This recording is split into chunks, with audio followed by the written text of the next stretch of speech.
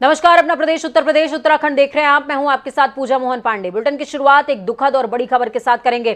कानपुर देहात में NH2 पर बड़ा हादसा हो गया है। सड़क हादसा बताया जा रहा है। बस सवार 2 दर्जन से ज्यादा मजदूर गंभीर तौर पर घायल हो गए हैं। तेज रफ्तार अनियंत्रित बस ने ट्रोला को टक्कर मार दी थी। चालक और परिचालक दोनों ही बुरी तरीके से जख्मी हैं। घायलों को पुलिस और NHAI की मदद से CHC सिकंदरा में भर्ती करा दिया गया है। बस में लगभग 150 ईंट भट्टा मजदूर सवार थे, ऐसा बताया जा रहा है। NH2 पर बड़ा सड़क हादसा हुआ है।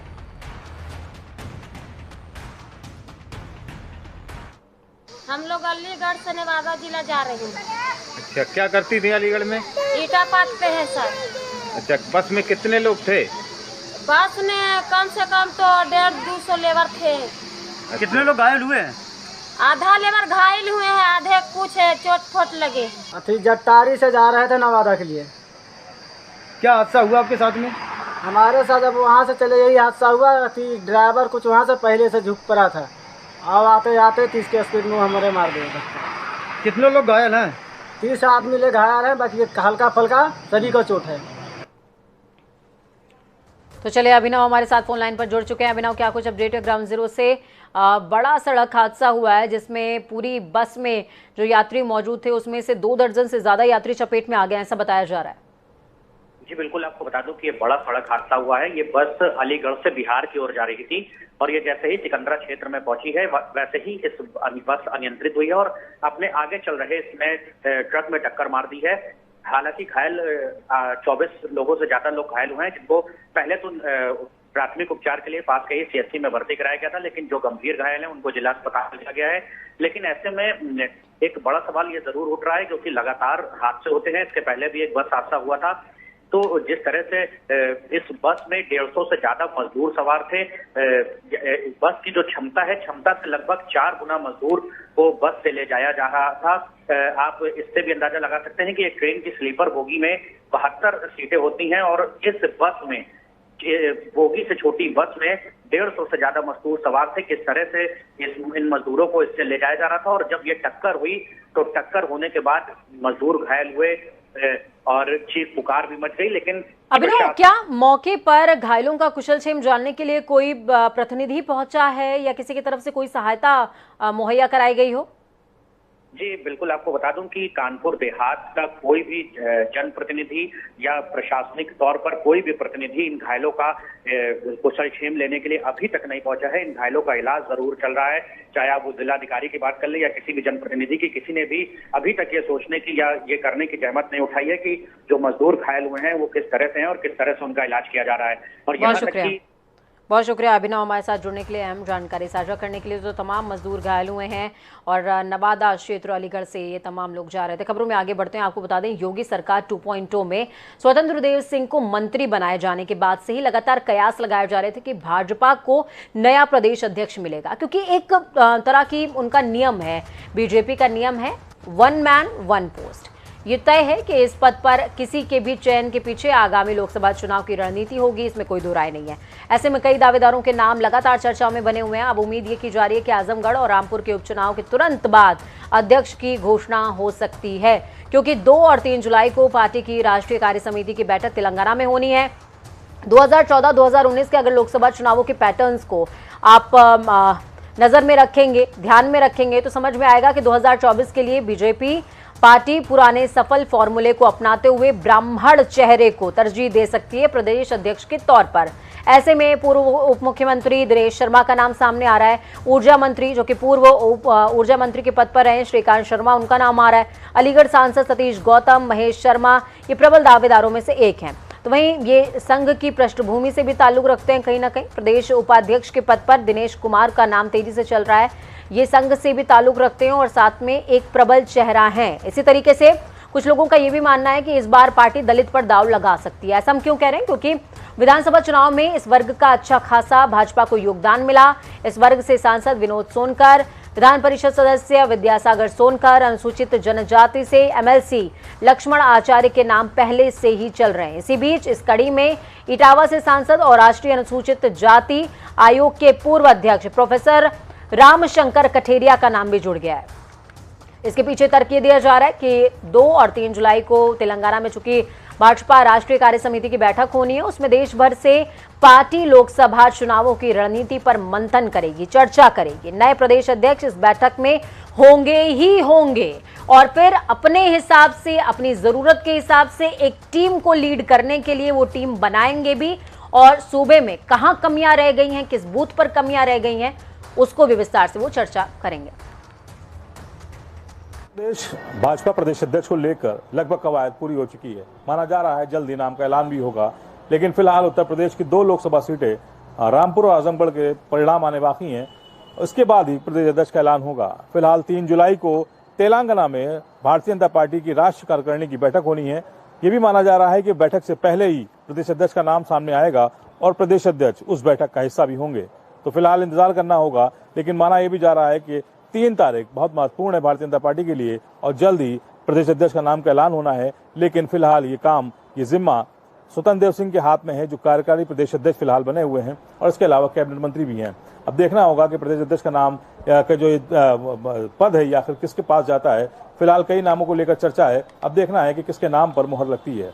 कैमरा पर्सन आशीष के साथ तौफीक किदवई, जनता टीवी, लखनऊ।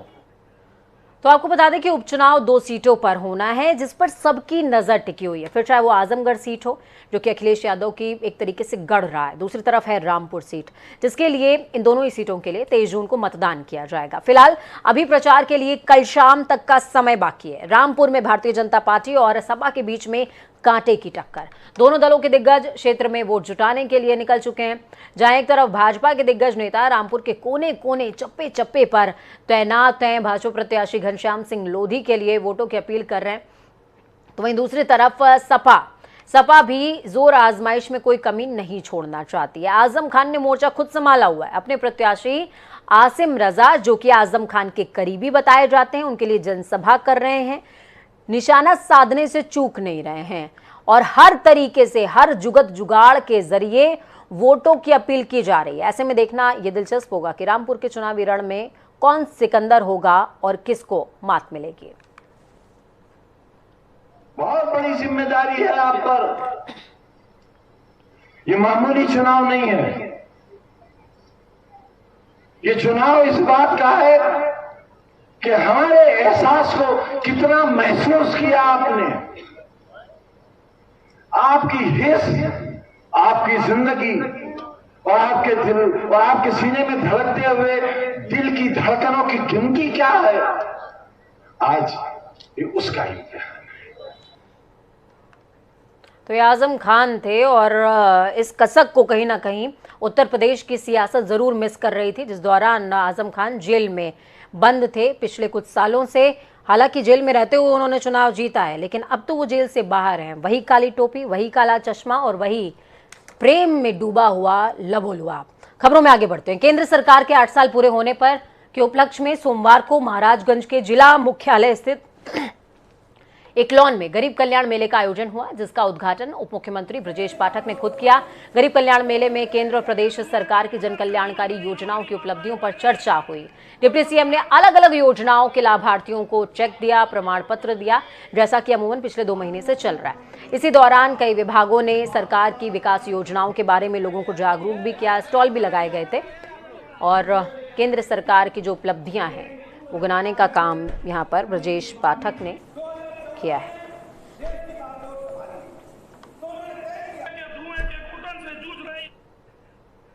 तो दूसरी तरफ देश के पहले रीजनल रैपिड ट्रांजिट सिस्टम यानी कि RRTS के पहले कॉरिडोर दिल्ली गाजियाबाद मेरठ के लिए पहली रैपिड रेल दुहाई डिपो में आ चुकी है। ये रैपिड रेल 6 डिब्बों की होने वाली है। आपको बता दें ये जो कंपार्टमेंट्स हैं वो गुजरात के प्लांट से सीधे यहाँ पर ट्रेलरों के जरिए लाए गए हैं। अभी ट्रेन को असेंबल किया जा रहा है, यानी कि सभी डिब्बों को आपस में जोड़ा जा रहा है और डिब्बों में जो ज़रूरत के उपकरण हैं, जिस तरीके से आप सीटें देखते हैं, इलेक्ट्रिसिटी सॉकेट्स देखते हैं और भी तमाम चीज़ें देखते हैं, फ़ैन देखते हैं, AC देखते हैं, उसको असेंबल किया जा रहा है। आपको ये बता दें कि अभी ट्रेन की दुहाई डिपो में ही टेस्टिंग की जाएगी। दुहाई डिपो में इसके लिए 11 पटरियाँ, 11 ट्रैक्स बिछा दिए गए हैं।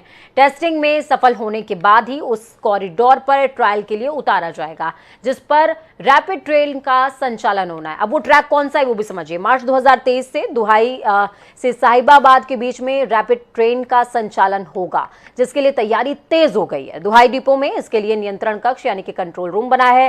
गौरतलब यह भी है कि 82 किलोमीटर लंबे इस कॉरिडोर पर रैपिड ट्रेन का संचालन इसी कंट्रोल रूम से होने वाला है। इस रैपिड ट्रेन के संचालन में सबसे अच्छी बात यह कि दिल्ली गाजियाबाद मेरठ कॉरिडोर से जुड़े हुए सभी जितने भी बिल्डिंग्स हैं और स्टेशन हैं वो हरित होंगे यानी कि वहां पर इकोसिस्टम्स को लागू किया जाएगा, जिसमें कार्बन का उत्सर्जन कम करें, बिजली की खपत कम हो और हरियाली को बढ़ाने के लिए कई जो उपाय हैं उनको एक्सपेरिमेंट किया जाएगा, आजमाया जाएगा। ये एक ट्रायल बेस्ड है।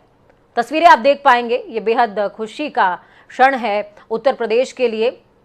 दुहाई में ये जो कंपार्टमेंट्स हैं आ चुके हैं, 6 कंपार्टमेंट्स आए हैं, इनको असेंबल अभी किया जा रहा है। दिल्ली से गाजियाबाद होते हुए मेरठ को जाने वाले रैपिड रेल का निर्माण कार्य जोरों से चल रहा है। वहीं अगर बात की जाए तो जहां ये आधे हिस्से में नीचे धरातल पर चलेगी और वहीं दूसरी तरफ ये ऊपर ऊंचाइयों पर चलेगी, पुलों के ऊपर चलेगी। वहीं अगर बात की जाए तो अभी 2023 के अंदर वसुंधरा से दुहाई के बीच में जो रैपिड रेल की निर्माण कार्य है वो कहीं ना कहीं पूरा होता हुआ नजर आ रहा है और 2023 में ये चलाने की कवायद जो है वो पूरी कर ली जाएगी। मैं तस्वीरों के माध्यम से दिखाना चाहता हूँ, हम गाजियाबाद के आज जो मेन मेरठ रोड है यहाँ पर खड़े हैं। यहाँ पर नज़दीक में ही इंडियन रिवर मेट्रो स्टेशन है और दूसरा गाजियाबाद का ये शहीद स्थल मेट्रो स्टेशन है, उसके बीच में ही ये रैपिड रेल का स्टेशन बन रहा है, जो एक बहुत बड़ा भव्य स्टेशन बनाया जा रहा है, जो यहाँ पर गाजियाबाद से लेकर यहाँ से होते हुए ये मुरादनगर, मोदीनगर होते हुए मेरठ पहुँचेगा। वहीं अगर बात की जाए तो 2023 में कहीं ना कहीं लोगों को एक सुगम अनुभव मिलेगा इसमें, क्योंकि RRTS जो है वो AC वाली होगी। कहीं ना कहीं जो लोग दिल्ली से गाजियाबाद होते हुए मेरठ को जाते थे उनको खासकर परेशानी का सामना करना पड़ता था, लेकिन अब लोगों को सहूलत मिलने वाली है और दुहाई तक भी 2023 में चालू हो जाएगा और उसके बाद कहीं ना कहीं मेरठ पहुँचेगा। मेरठ पहुँचने में 2025 का इसका इंतजार करना पड़ेगा और वहीं ना कहीं गाजियाबाद में अब इसकी कवायद शुरू कर दी गई है। पर जनता टीवी का संवाददाता गाजियाबाद। तो हैदर अली को सुन रहे थे आप, उन्होंने ग्राउंड की एक सुखद तस्वीर आपको दिखाई है। हालांकि वो तस्वीर अभी निर्माणाधीन है, बन रही है, सृजन हो रहा है गति का। खबरों में आगे बढ़ते हैं। केंद्रीय अल्पसंख्यक मामलों के मंत्री मुख्तार अब्बास नकवी फतेहपुर सीकरी के हजरत शेख सलीम चिश्ती की दरगाह पहुंचे हुए थे। आज शाम पहुंच करके उन्होंने चिश्ती के दर पर चादरपोशी की और देश के लिए अमन चैन की दुआ मांगी है। आपको बता दें कि कल नकवी अंतर्राष्ट्रीय योग दिवस के मौके पर फतेहपुर सीकरी में आयोजित होने वाले कार्यक्रम में शिरकत करने वाले हैं। तस्वीरें देखिए, बेहद खास।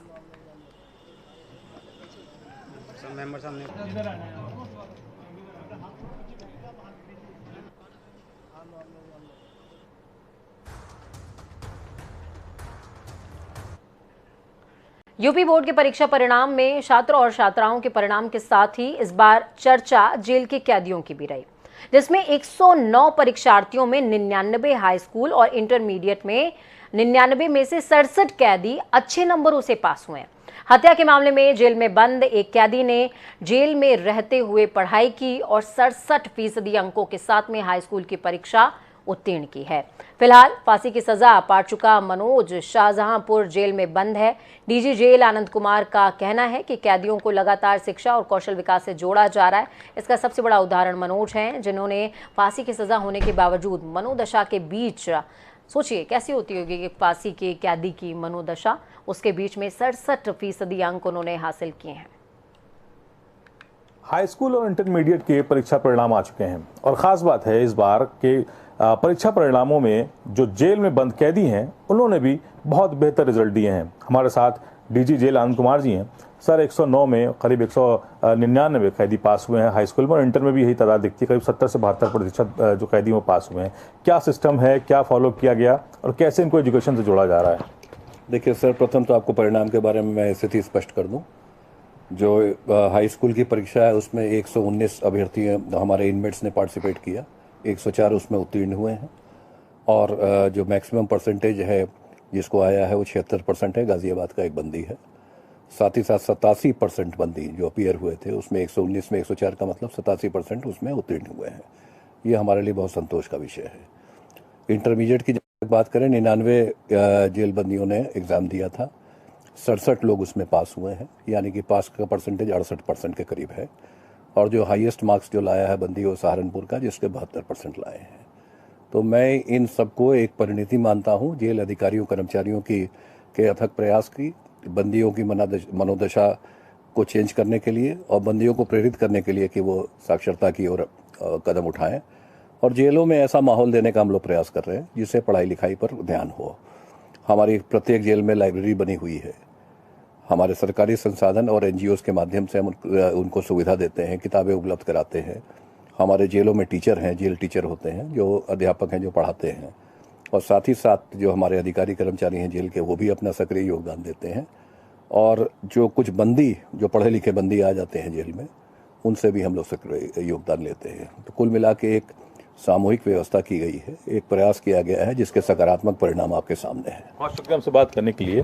देखिए, डीजी जेल आनंद कुमार जी हैं, इनका कहना है कि लगातार कोशिशें की जा रही हैं कि जो कैदी जेलों में कैद हैं और उनको व्यवसाय से जोड़ा जाए और शिक्षा से जोड़ा जाए, ताकि जब वो बाहर निकलें तो एक सामाजिक जीवन जी सकें। कैमरा पर्सन रियाज के साथ तौहीद किदवई, जनता टीवी, लखनऊ। तो मनोज से आपको भी सीखना चाहिए कि जीवन के अंतिम क्षण तक उम्मीद नहीं छोड़नी चाहिए, और निराशा कितनी भी घनघोर हो, कहते हैं कि जब अंधकार सबसे ज्यादा होता है तभी सूर्य का उदय होता है। खबरों में आगे बढ़ेंगे। मेरठ से राष्ट्रीय लोकदल के जो प्रवक्ता हैं, राष्ट्रीय प्रवक्ता रोहित झाकड़, इनकी गिरफ्तारी हो गई। गिरफ्तारी नहीं कह सकते, इसको हाउस अरेस्ट कहेंगे। हाउस अरेस्ट हुआ है। बताया जा रहा है कि रोहित झाकड़ भारत बंद का समर्थन करने के लिए योजना बना रहे थे। साथ ही उनकी तरफ से अग्निपथ को लेकर के लगातार अहिंसात्मक तरीके से विरोध भी जताया जा रहा था। इन तमाम तथ्यों को ध्यान में रखते हुए सुबह 8 बजे से ही उन्हें घर में कैद कर दिया गया, यानी कि नजरबंद जिसे हिंदी में कहते हैं। प्रवक्ता ने यह भी कहा है कि हम अपना विरोध करने का जो तरीका उसे यथावत रखेंगे और विरोध करते रहेंगे तब तक जब तक इस स्कीम को वापस नहीं लिया जाता। हिंसा करने वाले छात्रों से भी उन्होंने अपील करी है कि हिंसा मत कीजिए। जनता टीवी भी आपसे बार बार अपील कर रहा है, विरोध करना आपका अधिकार है, आपत्ति जताना, ना कहना आपका अधिकार है, लेकिन हिंसा करना आपका अधिकार नहीं है।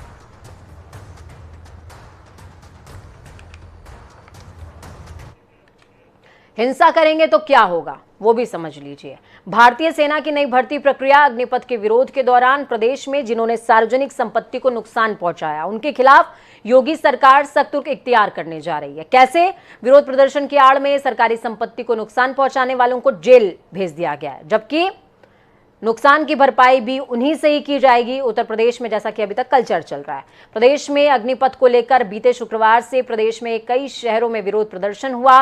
भारत बंद को देखते हुए आज पुलिस बेहद मुस्तैद नजर आई। शहरों की गलियों तक में सिपाहियों की तैनातगी थी। इसी वजह से उत्तर प्रदेश में आज भारत बंद का खासा असर नजर नहीं आया। प्रदेश में कई जगहों पर आगजनी हुई थी, तोड़फोड़ हुई थी। इस पूरे मामले में अब तक 475, आंकड़ा दोबारा सुनिए, 475 गिरफ्तारियां हुई हैं। इनमें से जो सीरियस ऑफेंस है उनकी जो संख्या है वो है 330। बेहद गंभीर धाराओं में उनके खिलाफ मुकदमा दर्ज हुआ है।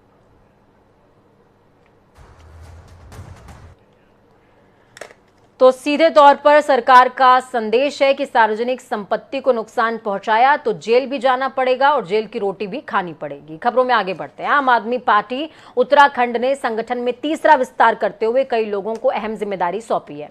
आम आदमी पार्टी के प्रदेश कार्यालय में पार्टी की तरफ से तीसरा संगठन विस्तार किया गया, जिसमें प्रदेश संगठन समन्वयक समेत अलग अलग विंग के 3 अध्यक्ष, 1 प्रदेश उपाध्यक्ष, 6 प्रदेश संगठन सचिव और 10 प्रदेश सचिव नियुक्त किए गए। तो वहीं संगठन समन्वयक जोत सिंह बिष्ट का कहना कि प्रदेश में आम आदमी पार्टी को मजबूत करने के लिए ऐसे लोगों को मौका दिया गया है जो सीधे आम जनता से जुड़े हैं और उनके लिए कुछ करना चाहते हैं।